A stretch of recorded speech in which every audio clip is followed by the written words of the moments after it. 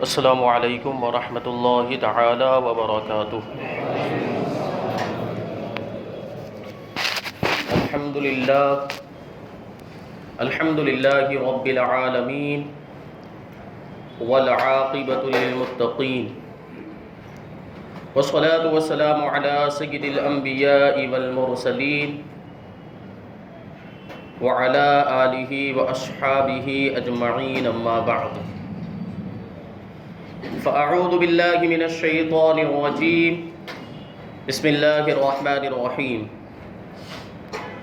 التائبون العابدون الحامدون السائحون الراكعون الساجدون الآمرون بالمعروف والناهون عن المنكر والحافظون لحدود الله وبشر المؤمنين۔ صدق اللہ مولانا العظیم وصدق رسوله النبی الامین المتین الکریم، ونحن على ذلك لمن الشاهدين والشاكرين والذاكرين والحامدين والحمد لله رب العالمین۔ آئیے ہم اور آپ سب سے پہلے حضور سرور کائنات، فخر موجودات، باعث تخلیق کائنات، احمد مجتبی محمد مصطفیٰ صلی اللہ علیہ وسلم کی بارگاہ بے کس پناہ میں جھوم جھوم کر درود و سلام کا نذرانہ عقیدت پیش کریں اور پڑھیں اللہم صلی علی سیدنا و مولانا محمد معدن الجود والکرم وآلہ الکرام وابنہ الکریم وبارک وسلم صلاۃ و سلام علیک یا رسول اللہ صلی اللہ تعالی علیہ وسلم۔ عزیزان ملت اسلامیہ، آج بھی ہمارا موضوع سخن وہی آیت کریمہ ہے جس میں ایمان والوں کی 9 صفتوں کو بیان کیا گیا ہے۔ ایمان والوں کی، مومنین کی 9 خوبیاں بیان کی گئی ہیں۔ ان میں سے پہلی صفت التائبون، یعنی توبہ کرنے والے۔ تو توبہ کے تعلق سے تفصیلی گفتگو پچھلے جمعہ میں ہوئی۔ اللہ تبارک و تعالی توبہ کے تعلق سے قرآن مجید میں ارشاد فرماتا ہے، یا ایھا الذین آمنوا توبوا الی اللہ توبۃ نصوحا، اے ایمان والو اللہ کی بارگاہ میں ایسی توبہ کرو جو آگے کے لیے نصیحت ہو جائے۔ توبہ نصوحا کرنے کا حکم اللہ تبارک و تعالیٰ نے دیا۔ اب یہ توبہ نصوحا کیا ہوتی ہے؟ تو اس کا مطلب علماء کرام نے یہ بیان کیا ہے کہ توبہ حقیقت میں وہی ہے کہ جب انسان اپنے کسی گناہ سے توبہ کر لے تو پھر دوبارہ اس گناہ کی طرف پلٹ کر نہ جائے۔ سب سے پہلے تو اس گناہ پر اسے ندامت ہو، اسے شرمندگی ہو کہ یہ گناہ مجھ سے ہو گیا، بہت برا ہوا، اور دل ہی دل میں شرمندہ ہو، ندامت ہو اس کے دل کے اندر، پھر اس گناہ سے وہ توبہ کرے، اللہ کی بارگاہ میں اس گناہ کی معافی مانگے، مغفرت طلب کرے، اور اپنے دل میں اپنے پروردگار سے پکا عہد اور پکا وعدہ کرے کہ آئندہ کبھی اس گناہ کی طرف پلٹ کر نہیں جائے گا، تو اسے توبہ نصوحا کہتے ہیں کہ جس گناہ سے توبہ کی ہے اس گناہ کی طرف آدمی پلٹ کر نہ جائے۔ یہ حقیقت میں توبہ ہوا کرتی ہے۔ تو اللہ تبارک و تعالی ہمیں اپنے گناہوں سے ایسی توبہ کرنے کی توفیق عطا فرمائے۔ جبکہ ہوتا کیا ہے کہ کبھی کوئی اچھی بات سن لی، دل پر تھوڑا سا اثر ہوا تو توبہ کر لیتے ہیں، لیکن پھر وہی بعد میں وہی معاملات ہو جاتے ہیں، پھر سے وہی گناہ کرنے لگ جاتے ہیں، اور پھر سے وہی برائیوں کے کام میں ہم لگ جاتے ہیں۔ تو ایسا نہیں ہونا چاہیے۔ ایک بار جب ہم نے توبہ کر لی تو پھر اس گناہ کو نہیں کرنا۔ تو یہ پہلی صفت التائبون۔ جو دوسری صفت آیت کریمہ کے اندر مومنین کی بتائی گئی ہے وہ ہے العابدون، عبادت کرنے والے۔ عبادت، اللہ تبارک و تعالیٰ کی عبادت، تو اس کا مطلب کیا ہوتا ہے؟ انتہائی تعظیم، اللہ تبارک و تعالیٰ کی انتہائی تعظیم، جو اس یقین کے ساتھ ہو کہ وہ ہمارا رب ہے اور ہم اس کے بندے ہیں۔ تو اس یقین کے ساتھ جو انتہائی تعظیم کی جاتی ہے اس کو عبادت کہا جاتا ہے۔ اور عبادت کے مختلف طریقے، عبادت کی مختلف صورتیں ہیں، لیکن اس کے اندر سب سے بہترین اور سب سے افضل عبادت اگر کوئی ہے تو وہ نماز ہے۔ تو عبادت بڑی فضیلتوں کی حامل ہے، اور عبادت بہت ہی یوں سمجھے پسندیدہ چیز ہے اور ایسی خوبی ہے کہ جس کے ذریعے سے اللہ تبارک و تعالی جنتیں عطا فرماتا ہے۔ تو عبادت کے تعلق سے آپ دیکھیں تو عبادت ایسی چیز ہے، آپ غور کریں اللہ تبارک و تعالی نے جب پوری کائنات کی چیزوں کا ذکر کیا، یہ جو ساری مخلوقات ہے، یہ جو ساری چیزیں ہیں، یہ کس کے لیے پیدا کی؟ تو اللہ تبارک و تعالی نے ارشاد فرمایا هو الذی خلق لکم ما فی الارض جمیعا، کہ وہی ہے جس نے جو کچھ بھی زمین کے اندر ہے وہ سب تمہارے لیے پیدا کیا ہے۔ انسانوں سے ارشاد فرمایا اللہ تبارک و تعالی نے، یہ ساری مخلوقات انسانوں کے فائدے کے لیے پیدا کی گئی ہے۔ تو آپ دیکھتے ہوں گے کہ انسان ان مخلوقات سے فائدہ اٹھاتا ہوا نظر آتا ہے، جانوروں کو سواری بناتا ہوا نظر آتا ہے، پتھروں سے بھی فائدے اٹھاتا ہے، ہیرے جواہرات سونا چاندی ہر چیز سے فائدہ اٹھاتا ہے۔ یہ ساری چیزیں انسان کے لیے پیدا کی گئی ہیں، انسان کے فائدے کے لیے پیدا کی گئی ہیں، لیکن انسان کو کس لیے پیدا کیا؟ تو اللہ تبارک و تعالی ارشاد فرماتا ہے کہ وما خلقت الجن والانس الا لیعبدون، کہ میں نے انسان اور جنات کو صرف اس لیے پیدا کیا ہے کہ میری عبادت کریں۔ پوری کائنات کو انسان کے لیے پیدا کیا ہے، اور انسان اور جنات کو اللہ نے اپنی عبادت کے لیے پیدا کیا۔ ہماری زندگی کا مقصد ہی ہے اللہ تبارک و تعالیٰ کی عبادت کرنا، اور جو بندہ عبادت نہیں کرتا ہے وہ اپنے آپ کو بندہ کہنے کا حق ہی نہیں رکھتا ہے۔ حقیقت میں زندگی وہ ہے جو جس میں اللہ تبارک و تعالیٰ کی عبادت ہو، کامیاب زندگی وہی ہے جو اللہ تبارک و تعالیٰ کی عبادت سے بھرپور ہو، اور جو بندہ اللہ کی عبادت نہیں کرتا وہ کامیاب نہیں۔ اور آپ دیکھیں گے یہ فطرت ہے، اللہ تبارک و تعالیٰ نے ہمیں پیدا ہی اس لیے کیا، ہماری پیدائش کا مقصد ہی یہ ہے کہ ہم اللہ تبارک و تعالیٰ کی عبادت کریں۔ یہی وجہ ہے کہ جب انسان عبادت سے دور ہو جاتا ہے، جب انسان ایک عرصے تک اپنے رب کی بارگاہ میں سر نہیں جھکاتا ہے، ایک عرصے تک مسلمان ہی کیوں نہ ہو، اگر وہ نمازیں نہیں پڑھتا ہے تو ایک بے چینی کی کیفیت پیدا ہوتی ہے، ایک بے قراری کی کیفیت پیدا ہوتی ہے، پھر کہیں بھی سکون نہیں ملتا، کہیں بھی اطمینان حاصل نہیں ہوتا، کہیں بھی شانتی نہیں ملتی۔ اس کی بنیادی وجہ ہے کہ ہماری پیدائش ہی اللہ کی عبادت کے لیے ہوئی ہے۔ جب ہم اپنے جسم کو، اپنے بدن کو اللہ کی عبادت میں نہیں لگائیں گے تو پھر بے چینی تو ہونے ہی والی ہے، بے قراری تو ہونے ہی والی ہے۔ دنیاوی اعتبار سے دیکھیں کہ یہ مشینیں ہوتی ہیں، جو مشینیں بنائی جاتی کسی خاص کام کے لیے، اگر کوئی ایسی مشین ہو جو خاص کام کے لیے بنائی گئی ہو، اسے اس کام میں استعمال نہ کر کے دوسرے کام میں اگر استعمال کیا جائے یا اسے بیکار پڑے رہنے دے دیا جائے تو وہ مشین خراب ہو جایا کرتی ہے، وہ مشین کام کرنا بند کر دیتی ہے۔ تو اسی طرح انسان کو اللہ کی عبادت کے لیے پیدا کیا گیا۔ اب اللہ کی عبادت اگر کوئی انسان نہیں کرتا ہے تو اس کے بدن کی مشین خراب ہو جاتی ہے، پھر بے چینی اور بے قراری ہوتی ہے، پھر طرح طرح کی خرابیاں آ جاتی ہیں، اور طرح طرح کی بیماریاں ہونے لگتی ہیں، اور طرح طرح کی دشواریوں کا سامنا کرنا پڑتا ہے۔ تو اگر ہم چاہتے ہیں کہ ہمیں کامیابی ملے، ہمیں اطمینان و سکون مل جائے، ہمیں چین مل جائے، ہمیں خوشی مل جائے، تو ہمیں چاہیے کہ ہم اپنے رب کی عبادت کریں۔ سارا سکون، سارا اطمینان اور سارا چین اور ساری شانتی اللہ تبارک و تعالیٰ کی عبادت کرنے میں ہے۔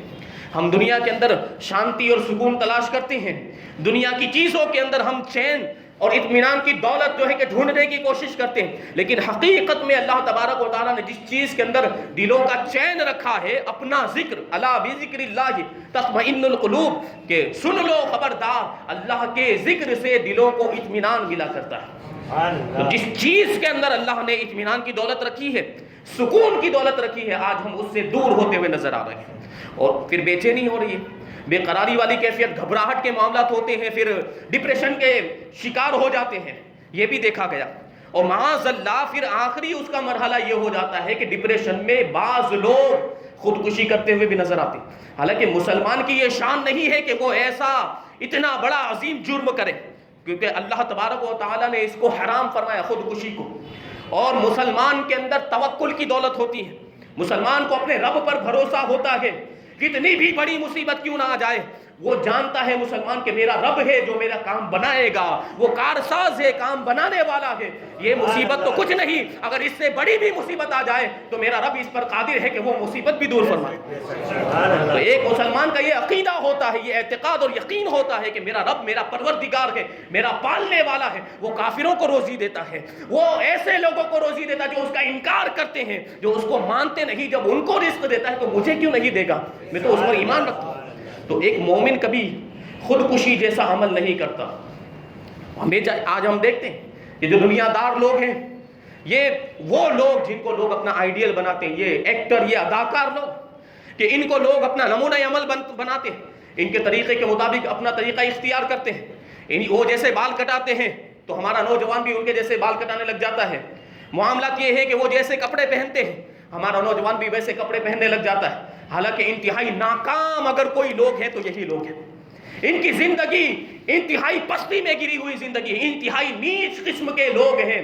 سب سے زیادہ ناکام اگر کوئی ہے تو یہی ان کی جو ذاتی اور نجی زندگی کا آپ جائزہ لیں تو کسی طرح کا کوئی سکون نہیں، کسی طرح کا کوئی اطمینان نہیں۔ شراب پیتے ہوئے نظر آتے ہیں سکون حاصل کرنے کے لیے، اور ڈرگس لیتے ہوئے نظر آتے ہیں، طرح طرح کے نشے کرتے ہوئے نظر آتے ہیں، آخرکار ڈپریشن کا شکار ہو جاتے ہیں تو خودکشیاں کرتے ہوئے نظر آتے ہیں۔ آئے دن اخباروں کے اندر خبریں آتی ہیں کہ فلاں ایکٹر نے خودکشی کر لی، فلاں اداکارہ نے خودکشی کر لی۔ یہ کیوں ہو رہا ہے؟ کیونکہ ان کے پاس اطمینان کی دولت نہیں ہے، ان کے پاس ایسا کوئی ذریعہ بھی نہیں ہے کہ جس سے وہ سکون حاصل کر سکے۔ ہمیں تو اللہ تبارک تعالیٰ نے ذریعہ عطا فرمایا ہے، وہ نماز ہے، پھر بھی ہم اس کے قریب نہیں آتے۔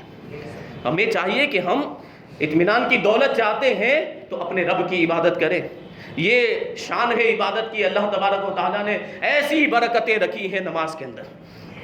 دیکھیں نبی پاک صلی اللہ علیہ وسلم کتنا بڑا مقام و مرتبہ، پوری کائنات کا سردار بنایا گیا، لیکن اس کے باوجود راتوں رات کھڑے ہو کر اپنے رب کی عبادت کیا کرتے تھے، اپنی امت کی مغفرت کے لیے دعائیں کیا کرتے تھے۔ نبی پاک صلی اللہ علیہ وسلم پوری رات رو رو کر مصلی پر گزار دیا کرتے تھے۔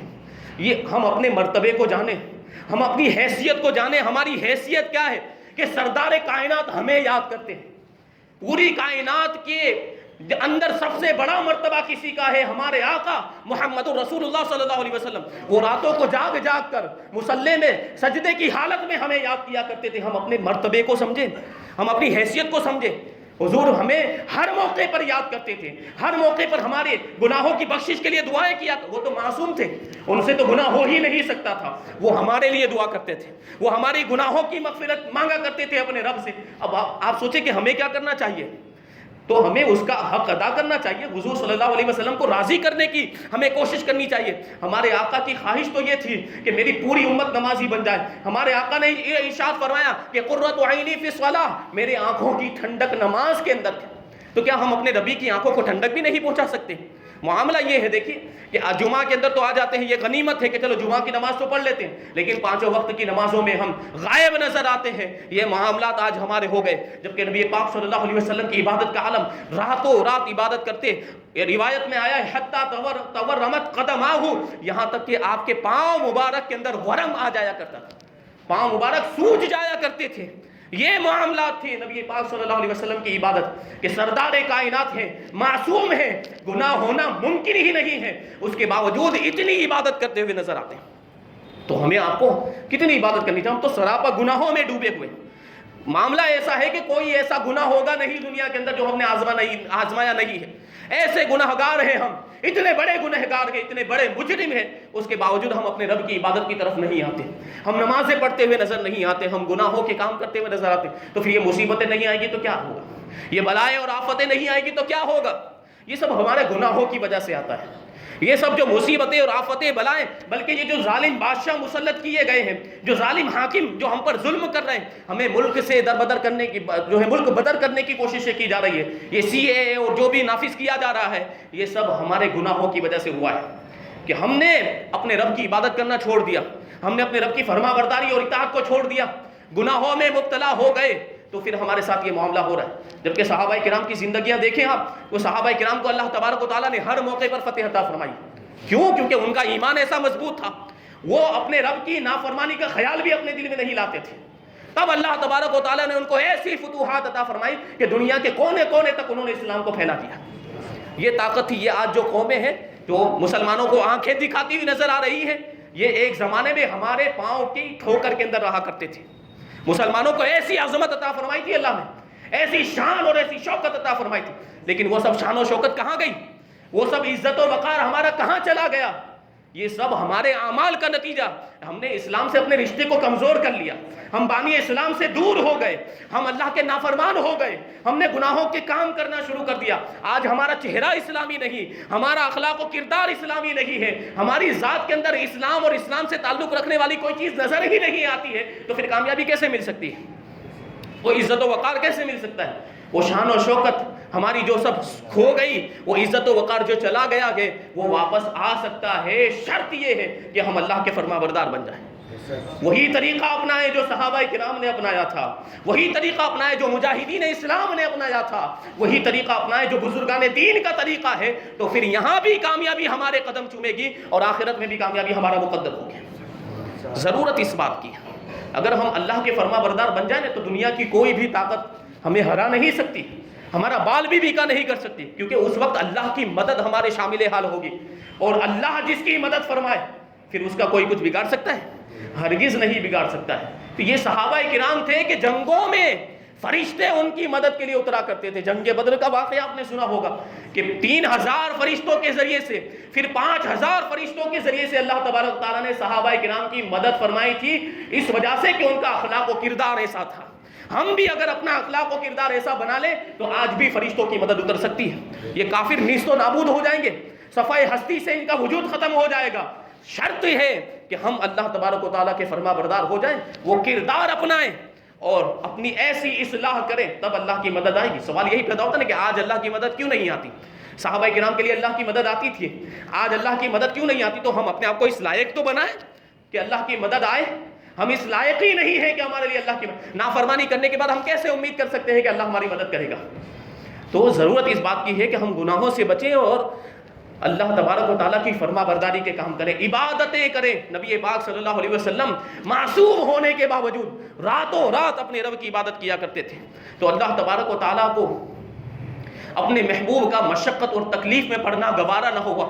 اللہ تبارک و تعالیٰ کو محمد صلی اللہ علیہ وسلم کی مصطفائی پر پیار آ گیا تو سورہ طٰہٰ کی آیت اور سورہ مزمل کی آیت نازل فرمائی. اللہ تبارک و تعالیٰ نے ارشاد فرمایا, طٰہٰ ما انزلنا علیک القرآن لتشقیٰ, اے محبوب ہم نے آپ پر قرآن اس لیے نازل نہیں کیا کہ آپ مشقت میں پڑ جائیں, آپ تکلیف میں پڑ جائیں. راتوں رات اتنی تکلیف برداشت کرنے کی ضرورت نہیں ہے. یا ایھا المزمل قم اللیل الا قلیلا نصفہ او انقص منہ قلیلا او زد علیہ ورتل القرآن ترتیلا. اے چادر اوڑھنے والے پیارے, آپ رات میں قیام تو کریں لیکن تھوڑی دیر قیام کریں, پوری رات عبادتیں نہ کیا کریں. یا تو آدھی رات عبادت کریں, یا اس میں کچھ کم کر لیا کریں, یا اس میں کچھ اضافہ کر دیا کریں, اور قرآن مجید کو خوب ٹھہر کر پڑھا کریں. یہ محبوب ہے. ہم اور آپ اگر کسی تکلیف میں مبتلا ہوں تو ہمارا پڑوسی پوچھنے کے لیے نہیں آتا, بلکہ قریبی رشتہ دار بھی پوچھنے کے لیے نہیں آتے.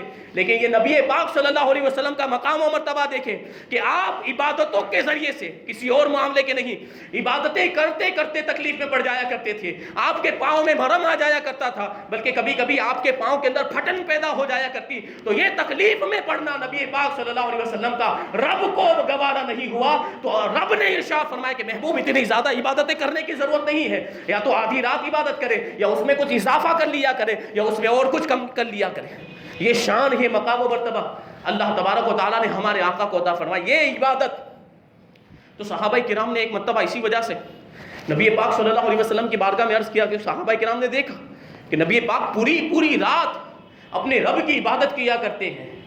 تو صحابہ کرام نے عرض کیا, یا رسول اللہ, آپ کو اتنی زیادہ عبادت کرنے کی کیا ضرورت؟ آپ کو تو اللہ تبارک و تعالیٰ نے بخش دیا ہے, آپ کی تو مغفرت ہو چکی ہے, آپ تو معصوم ہیں, آپ سے گناہ ہو ہی نہیں سکتے, تو اتنی زیادہ عبادت کرنے کی کیا ضرورت؟ تو اللہ کے رسول صلی اللہ علیہ وسلم نے کیا ارشاد فرمایا جانتے ہیں؟ نبی پاک صلی اللہ علیہ وسلم نے ارشاد فرمایا, افلا اکون عبدا شکورا, کہ کیا میں اپنے رب کا شکر گزار بندہ نہ بنوں؟ اللہ تبارک و تعالیٰ نے مجھے اتنی نعمتیں عطا کی, مجھے نبوت کا, رسالت کا مرتبہ عطا فرمایا, مجھے خاتم النبیین بنایا, مجھے آخری نبی بنایا, مجھے نبیوں کا سردار بنایا, مجھے رسولوں کا سردار بنایا, پوری کائنات کا سردار بنایا. تو کیا میں اپنے رب کا ان نعمتوں پر شکر ادا نہ کروں؟ اب آپ غور کریں, نبی پاک صلی اللہ علیہ وسلم شکر ادا کرنے کی بات کرتے ہیں, تو کیا ہمیں بھی اللہ کی نعمتیں نہیں ملی؟ ہمارا پورا وجود سر سے لے کر پاؤں تک اللہ کی نعمتوں میں ڈوبا ہوا ہے. اللہ کے اتنے احسانات ہیں کہ ایک نعمت کے شکریہ میں اگر ہم پوری زندگی سجدے میں سر رکھ کر گزار دیں تب بھی اس نعمت کا شکریہ کما حقہ ادا نہیں ہو سکتا ہے. اس کے باوجود ہم اللہ سے غافل, اللہ کی عبادت سے غافل نظر آتے ہیں. نبی پاک صلی اللہ علیہ وسلم کے چاہنے والے نبی پاک صلی اللہ علیہ وسلم سے محبت کا دعویٰ کرتے ہیں لیکن ان کے طریقے پر عمل نہیں کرتے. میں یہ نہیں کہتا کہ آپ بھی راتوں رات رب کی عبادت کریں، لیکن کم سے کم 5 وقت کی نمازیں جو فرض ہے وہ تو ادا کریں، پھر دیکھیں کہ کیسے کامیابی ہمارے قدم چومتی ہے. حضرت فاطمہ الزہرا رضی اللہ تعالی عنہ خاتون جنت، نبی پاک صلی اللہ علیہ وسلم کی شہزادی، معاملہ یہ تھا کہ پورا دن محنت و مشقت کیا کرتی، آٹا پیستی، چکی پیستی تھی، جھاڑو لگاتی، گھر کی صاف صفائی کرتی، کھانا بناتی، بچوں کی تربیت بھی کرتی تھی، بچوں کے لیے کھانا بھی تیار کرتی، شوہر کی خدمت بھی کیا کرتی، پورا دن یہ کام کاج کرتی تھی. گھر میں کوئی نوکر بھی نہیں تھا، گھر میں کوئی خادم بھی نہیں، یہ سارے گھر کے کام کاج خاتون جنت رضی اللہ تعالی عنہ خود کیا کرتی تھی. اور پھر کیا ہوتا، پورے دن کی تھکی ہوئی ہوتی. آج ہماری ماں و بہنوں کا معاملہ یہ ہے کہ تھوڑی سی تھکن ہو تو آرام کرنے لگ جاتی ہے، پھر وہ سو جائیں گی اور پھر انہیں کوئی ڈسٹرب نہ کرے. لیکن یہ خاتون جنت ہیں جو ساری دنیا کی بہترین عورتوں میں جن کا شمار ہوتا ہے، یہ نبی کی شہزادی ہیں، ان کا اخلاق و کردار دنیا کے لیے آئیڈیل کی حیثیت رکھتا ہے. تو خاتون جنت رضی اللہ تعالیٰ عنہ پورے دن کی تھکی ہوئی ہوتی، لیکن جب رات کا وقت آتا سب لوگ اپنے نرم نرم بستروں میں جا کر آرام کی نیند سو جایا کرتے تھے، لیکن ادھر خاتون جنت رضی اللہ تعالیٰ عنہ جو ہے اپنا چٹائی کا مصلا بچھا دیا کرتی اور اس پر نماز پڑھنے کے لیے کھڑی ہو جاتی. اور کبھی کبھی تو یہ ہوتا تھا کہ ایک ہی سجدے میں صبح ہو جایا کرتی تھی. اس کے باوجود اپنے رب کی بارگاہ میں عرض کرتی خاتون جنت رضی اللہ تعالیٰ عنہ کہ اے پروردگار، فاطمہ کو ایک رات ایسی عطا فرما کہ وہ جی بھر کر تیری بارگاہ میں سجدہ کر سکے. یہ شان ہے، یہ خاتون جنت کا کردار ہے.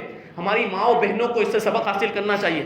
مرد حضرات تو چلیے کچھ ہوتا ہے، کچھ سبق مل جاتا ہے، کہیں کسی بیان میں پہنچ گئے، کہیں سے کوئی تاثیر مل گئی، کہیں سے کچھ اثر ہو گیا تو کبھی نماز پڑھ لی 10-12 دن کے لیے. لیکن عورتوں کے معاملات یہ ہوتے ہیں، خواتین کے معاملات یہ ہوتے ہیں کہ کئی مہینے گزر جاتے ہیں، ایک وقت کی نماز نہیں پڑھتی ہیں. اللہ بہتر جانتا ہے، اللہ ماشاء اللہ کچھ خواتین نیک بھی ہوتی ہیں جو 5 وقت کی پابندی کرتی ہیں، لیکن خاتون جنت کا کردار ان کے لیے آئیڈیل ہے.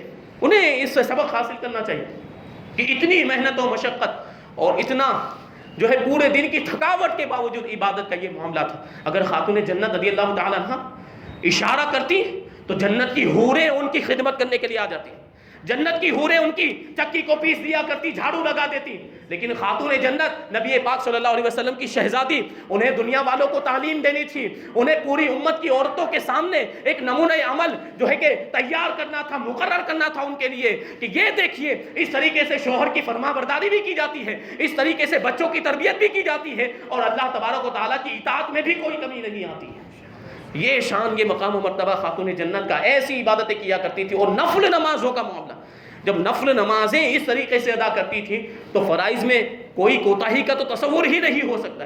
اور آج ہمارا معاملہ ہے کہ نفل نمازیں تو درکنار، ہم فرائض بھی فرض نمازیں بھی بے دریغ، بغیر کسی غم کے، بغیر کسی فکر کے ہم قضا کرتے ہوئے نظر آتے ہیں، فرض نمازیں چھوڑتے ہوئے نظر آتے ہیں. جبکہ دعویٰ کیا ہے کہ ہم اللہ سے محبت کرتے ہیں، ہم نبی سے محبت کرتے ہیں. جبکہ حقیقت میں دیکھا جائے تو یہ دعویٰ ہمارا غلط ہے، کیونکہ ہم نبی پاک صلی اللہ علیہ وسلم سے محبت کا دعویٰ کرتے ہیں، ہم اللہ سے محبت کا دعویٰ کرتے ہیں. اگر ہم اس دعوے میں سچے ہوتے تو ہم کیا کرتے؟ ہم اللہ کی عبادت کرتے کہ نہیں کرتے؟ ہم نبی پاک صلی اللہ علیہ وسلم کو راضی کرنے کی کوشش کرتے کہ نہیں کرتے؟ جبکہ معاملہ اس کے برعکس ہے. تو بتائیے ہمارا یہ دعویٰ درست ہوا یا نہیں ہوا؟ دعویٰ کب درست ہوتا ہے؟ جب اس کے ساتھ اس کی دلیل بھی ہو. دعویٰ کب مانا جاتا ہے؟ جب اس کے ساتھ ثبوت ہو، دلیل بھی ہو. ہم دعویٰ تو کرتے ہیں لیکن ہمارے پاس اس کی کوئی دلیل نہیں. دلیل تو یہ ہے کہ ہم اس کی اطاعت کریں، ہم اس کو راضی کرنے کی کوشش کریں پروردگار کو، ہم اس کے نافرمانی کے کاموں سے بچیں، ہم گناہوں کے کاموں سے بچیں، ہم نیکیوں کے کام کریں. یہ دلیل ہے، لیکن دلیل تو ہمارے پاس ہے ہی نہیں. ایک شاعر کہتا ہے کہ تعصی الہ وانت تظہر حبہ ھذا محال وفی الفعال بدیع، کہ تم اللہ تبارک و تعالیٰ کی نافرمانی کرتے ہو پھر اس کی محبت کا اظہار بھی کرتے ہو. یہ تو ناممکن ہے، بڑی عجیب و غریب بات ہے، یہ بڑی عجیب و غریب بات ہے. لو کان حبک صادقا لاطعتہ ان المحب لمن یحب مطیع. اگر تمہاری محبت سچی ہوتی تو تم ضرور اس کی اطاعت کرتے، کیونکہ جو محبت کرنے والا ہوتا ہے وہ جس سے محبت کرتا ہے اس کی اطاعت و فرما برداری کیا کرتا ہے. دنیاوی معاملات کے اندر دیکھیں آپ کہ ایک انسان جب دوسرے انسان سے محبت کرتا ہے تو وہ اپنے محبوب کو ہر اعتبار سے راضی کرنے کی کوشش کرتا ہے، اور اس بات سے وہ بچتا ہے کہ کہیں میرا محبوب ناراض نہ ہو جائے. اسے خوش کرنے کی کوشش کرتا ہے، اسے تحفے تحائف دیتا ہے اور ہر خواہش کو پوری کرنے کی کوشش کرتا ہے۔ وجہ یہی ہوتی ہے کہ میرا محبوب مجھ سے ناراض نہ ہو جائے، میرا محبوب مجھ سے ہمیشہ راضی رہے۔ تو دنیاوی معاملات کے اندر جب یہ ہوتا ہے کہ ایک انسان دوسرے انسان سے محبت کرے تو اس کی ناراضگی سے ڈرتا ہے اور اس کو راضی کرنے کی کوشش کرتا ہے۔ ہم بھی تو اپنے رب سے محبت کا دعویٰ کرتے ہیں، تو ہم کیوں ایسا تصور اپنے ذہن کے اندر پیدا نہیں کرتے کہ ہم اپنے رب کو راضی کرنے کی کوشش کریں اور اس کی ناراضگی سے بچیں؟ یہ تصور ہمیں اپنے دل میں پیدا کرنے کی ضرورت ہے۔ تو یہ ہے دوسری صفت مومنین کی، عابدون، عبادت کرنے والے، جو عبادت اس طریقے سے کرتے ہیں کہ عبادت کا حق ادا کر دیتے ہیں، تو پھر اس کے لیے بھی جنت کی بشارتیں آتی ہیں۔ اس کے بعد والی جو صفت ہے وہ ہے الحامدون، اللہ کی حمد و ثنا بیان کرنے والے، اللہ کی حمد کرنے والے، اس کی تعریف کرنے والے۔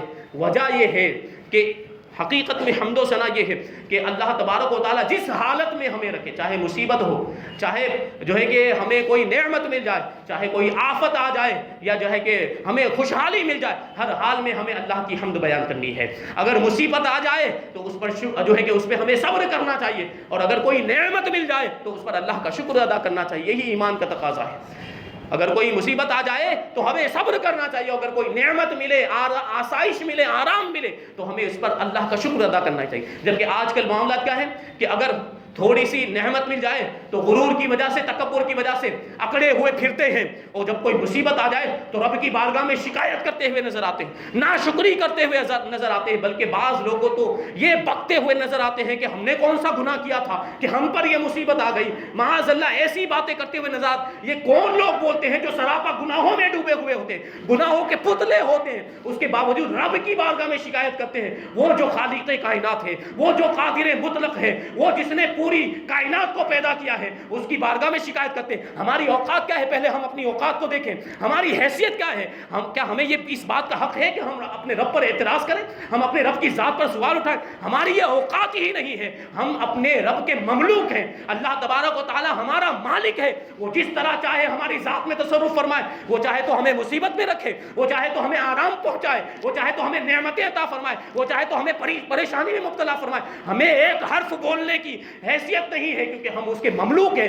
آج دنیاوی معاملات کے اندر دیکھیں کہ جس چیز کے ہم مالک ہوتے ہیں، ہم اس میں جس طرح چاہے تصرف کرتے ہیں، ہم اس کو جس طرح چاہے، اگر ہم اپنی چیز کو توڑ ڈالیں تو کسی کو ہم پر اعتراض کرنے کا حق نہیں ہوتا ہے، اگر ہم اپنی چیز کو سستے داموں میں بیچ ڈالیں تو کوئی ہمیں کچھ نہیں کہہ سکتا ہے۔ تو اسی طریقے سے بلا تشبیہ رب بھی ہمارا مالک ہے، ہمارے جسموں کا مالک ہے، ہماری زندگیوں کا مالک ہے۔ وہ جس طرح چاہے ہماری ذات میں اور ہماری زندگی میں تصرف کرے، وہ چاہے تو ہمیں نعمت عطا فرمائے، وہ چاہے تو ہمیں مصیبت میں مبتلا کر دے، اس کا اسے پورا اختیار۔ ہمیں اس بات کا کوئی حق نہیں ہے کہ ہم اپنے رب پر اعتراض کریں۔ یہ بات ہو گئی ہے۔ اور پھر یہ بھی چیز دیکھیں نا کہ یہ جو دنیا ہے، دنیا کے اندر مصیبت اور نعمت کا چولی دامن کا رشتہ ہے۔ جہاں مصیبتیں ہیں وہاں نعمتیں بھی ہیں، اور جہاں نعمتیں ہیں وہاں پریشانیاں بھی ہیں۔ کوئی انسان ایسا نہیں ہوگا جسے پوری زندگی نعمت اور نعمت ہی ملی ہو، اور پھر ایسا بھی کوئی انسان نہیں ہوگا جسے پوری زندگی مصیبت اور مصیبت ہی ملی اور کوئی نعمت ہی نہ ملی ہو۔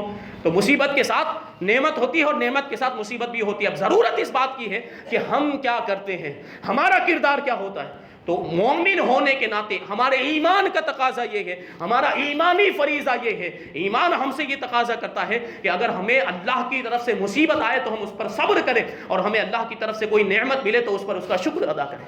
نبی پاک صلی اللہ علیہ وسلم نے ایک حدیث قدسی کے اندر ارشاد فرمایا، اللہ تبارک و تعالیٰ ارشاد فرماتا ہے کہ من لم یصبر علی بلائی ولم یشکر علی نعمائی فلیخرج من تحت سمائی ولیطلب ربا سوائی، کہ جو بندہ، جو انسان میری طرف سے بھیجی ہوئی مصیبت پر صبر نہیں کرتا اور میری عطا کی ہوئی نعمت پر میرا شکر ادا نہیں کرتا، اسے چاہیے کہ میرے آسمان کے نیچے سے نکل کر کہیں اور چلا جائے۔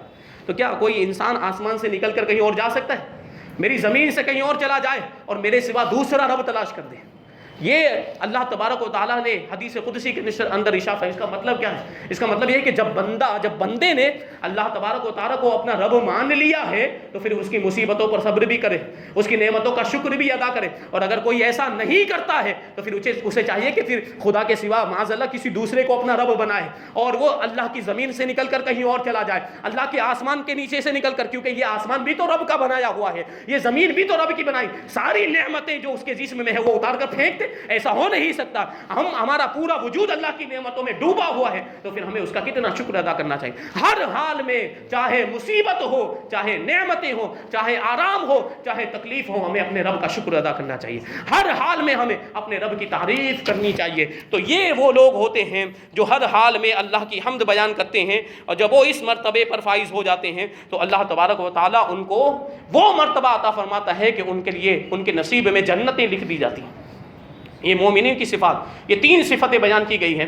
انشاءاللہ تبارک و تعالیٰ آگے کی جو صفتیں ہیں, 9 صفات میں سے 3 بیان, ابھی 6 باقی ہے. انشاءاللہ تبارک و تعالیٰ ان کو آئندہ ہفتے بیان کیا جائے گا. اللہ تبارک و تعالیٰ ہمیں, آپ کو, ہم سب کو جو کچھ بھی بیان ہوا اس پر عمل کرنے کی توفیق عطا فرمائے. وما علینا الا البلاغ, سنت ادا کر لیں.